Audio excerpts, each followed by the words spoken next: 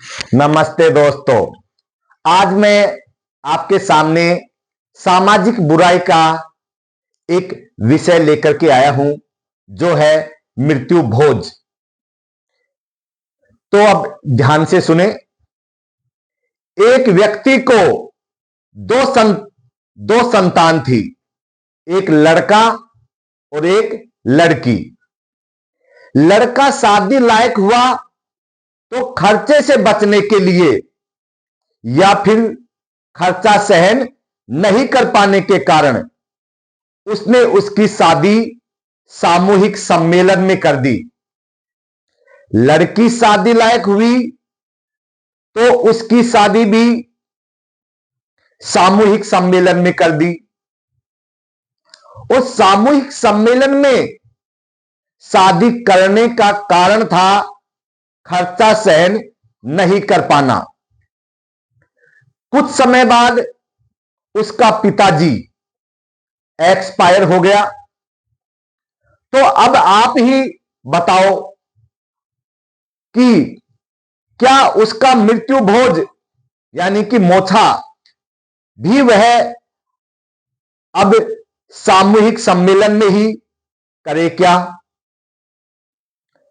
अब आप कहोगे कि नहीं, क्योंकि इन चीजों का सामूहिक सम्मेलन होता ही नहीं है।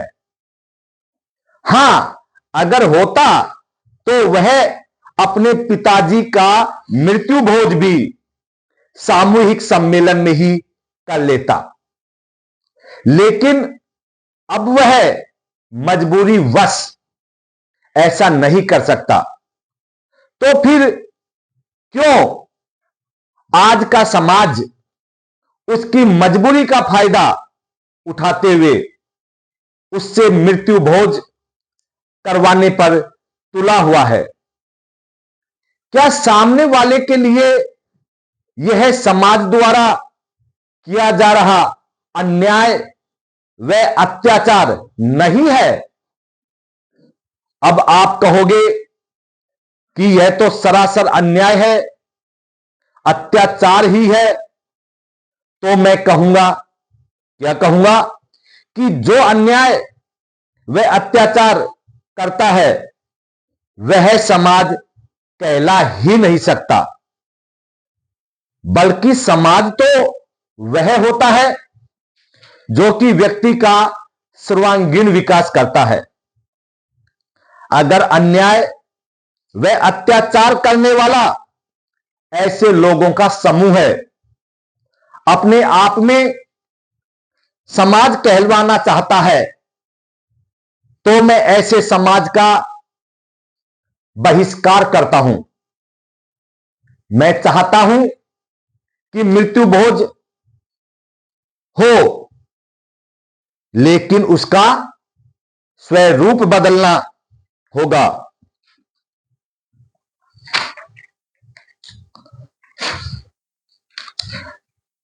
नंबर एक, कैसा स्वरूप बदलना होगा?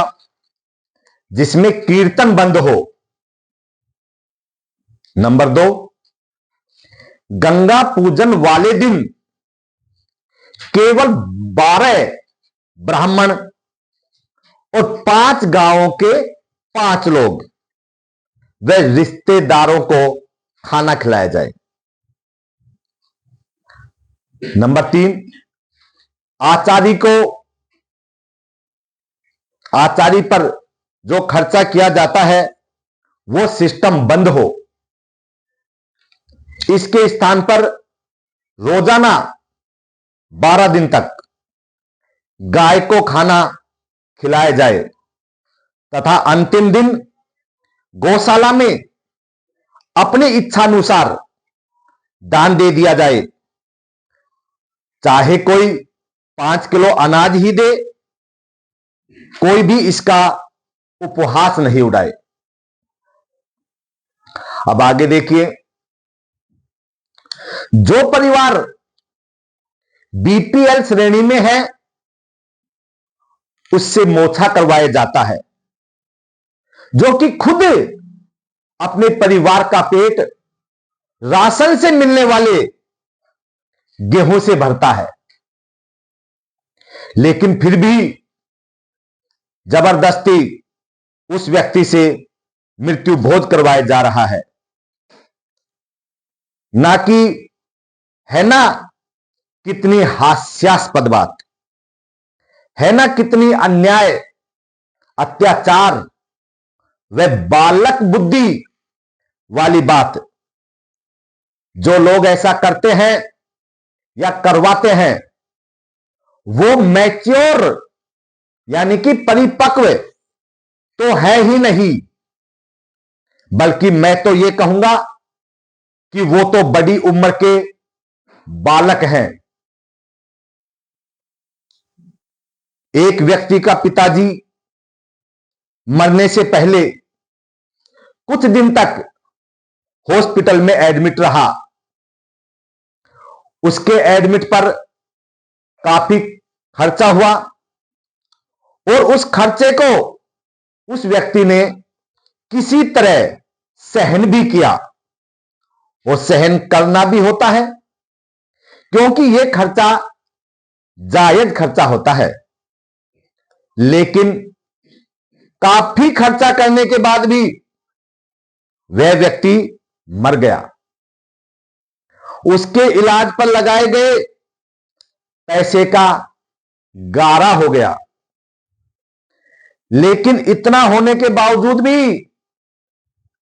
आज का समाज उसको आगे के खर्चे के लिए जबरदस्ती तैयार करता है, जिसको मैं नाजायज खर्चा कहूंगा, बेवकूफी वाला खर्चा कहूंगा,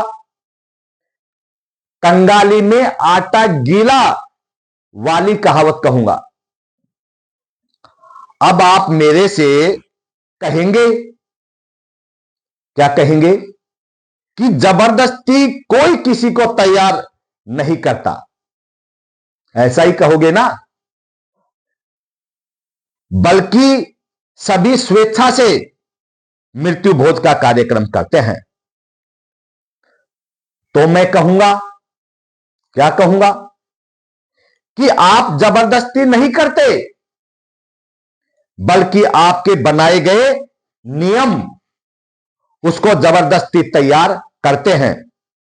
अगर वो स्वेच्छा से मृत्यु भोज नहीं करना चाहे तो आधुनिक समाज उसको इज्जत की जिंदगी जीने ही नहीं देता, बल्कि उसको जीते जी मारने का प्रयास करता है। अगर आप सभी भाइयों को मृत्यु भोज पर मेरे ये विचार पसंद आए हो तो वीडियो को लाइक करना, ज्यादा से ज्यादा शेयर करना, और बहुत जल्दी मैं इस वीडियो का पार्ट 2 लेकर के आ रहा हूं। धन्यवाद।